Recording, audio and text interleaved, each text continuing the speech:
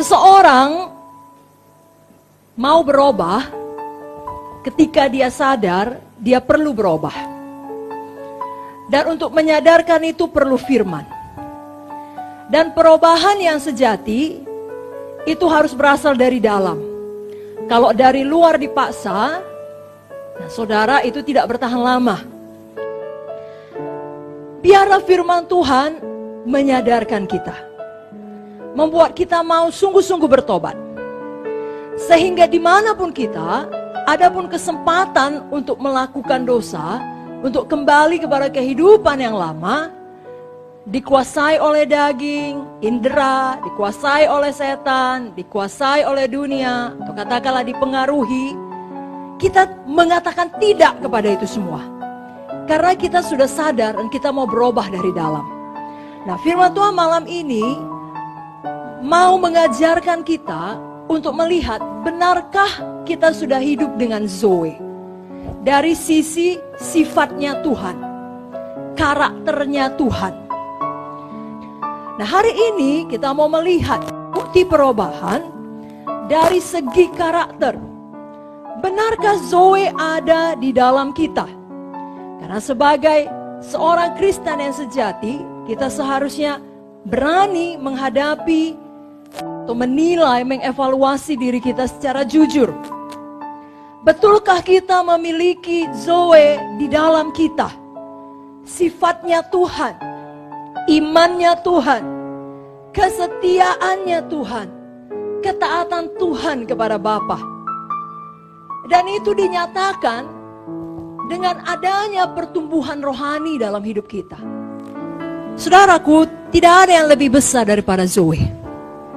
Kalaupun semua itu terjadi, kalau Zoe ada di dalam, saudara bisa keluar sebagai pemenang.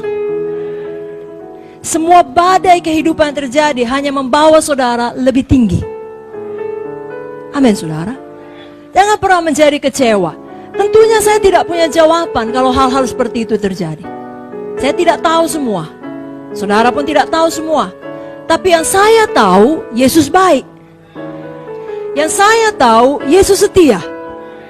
Dan yang saya tahu menurut firman-Nya, Yesus tinggal di dalam dan Dia lebih besar dari apapun di dalam dunia ini. Jadi kita yang memilihnya untuk tidak membiarkan ada akar pahit lalu memisahkan diri. Mungkin badan kita masih dalam pelayanan, tapi hati kita tidak lagi seperti kasih yang semula. Sehingga sebenarnya secara rohani kita masih memisahkan diri. Jangan lagi demikian. Izinkan Zoe menguasai kita. Mari kita baca bersama-sama Ibrani 12 ayat 15. Jagalah supaya jangan ada seorang pun menjauhkan diri dari kasih karunia Allah, agar jangan tumbuh akar yang pahit yang menimbulkan kerusuhan dan yang mencemarkan banyak orang. Jadi untuk setiap kejadian, kalau boleh saya buat lebih khusus, untuk setiap penderitaan, untuk setiap kesakitan, untuk setiap pengkhianatan yang kita alami, ada kasih karunia. Cukup kasih karunia. Untuk setiap keberatan yang kita alami, yang kita tidak mengerti, ada kasih karunia Tuhan. Ya, yang memampukan kita di dalam kelemahanlah kuasanya menjadi sempurna. Kekuatannya dinyatakan, kehidupannya dinyatakan, Zoe dinyatakan. Jangan kita memilih untuk menjauhkan diri dari kasih karunia itu. Karena kalau kita tidak menerimanya, Tuhan tidak bisa memaksakannya. Tapi akibatnya tidak baik bagi kita. Ada akar yang pahit. Dan itu meracuni seluruh kehidupan kita. Bapak ibu saudara, pilihlah untuk mengingat kebaikan Tuhan. Ada satu pemberian Tuhan, hadiah Tuhan kepada kita umat manusia yang sangat indah. Namanya memori, ingatan. Yang bahkan tidak dapat dibunuh oleh kematian seseorang.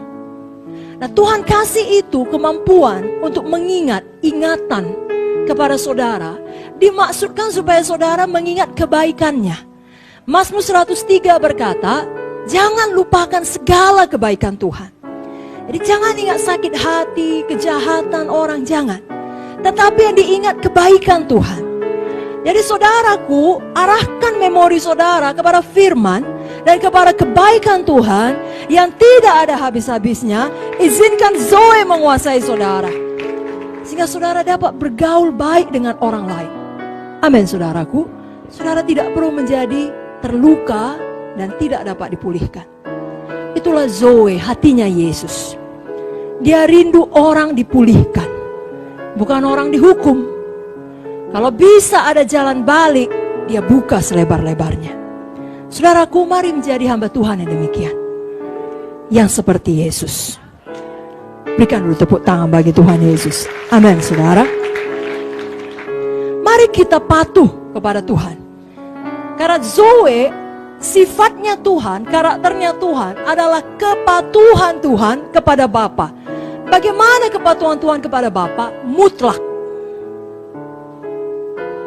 tanpa syarat, sampai kepada titik darah penghabisan. Rela berkorban, bahkan nyawa sendiri. Mari kita belajar, kita menuju kepada hal itu.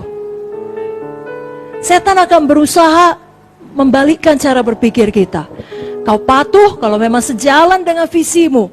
Kau patuh sepanjang itu tidak mengganggu kenyamananmu. Jangan dengar tipu daya setan. Yang bisa setan lakukan hanyalah bicara dalam pikiran saudara. Tolak dia, usir dia, lawan dia, maka dia akan lari daripadamu. Kalau mau tepuk tangan yang meriah untuk Tuhan Yesus.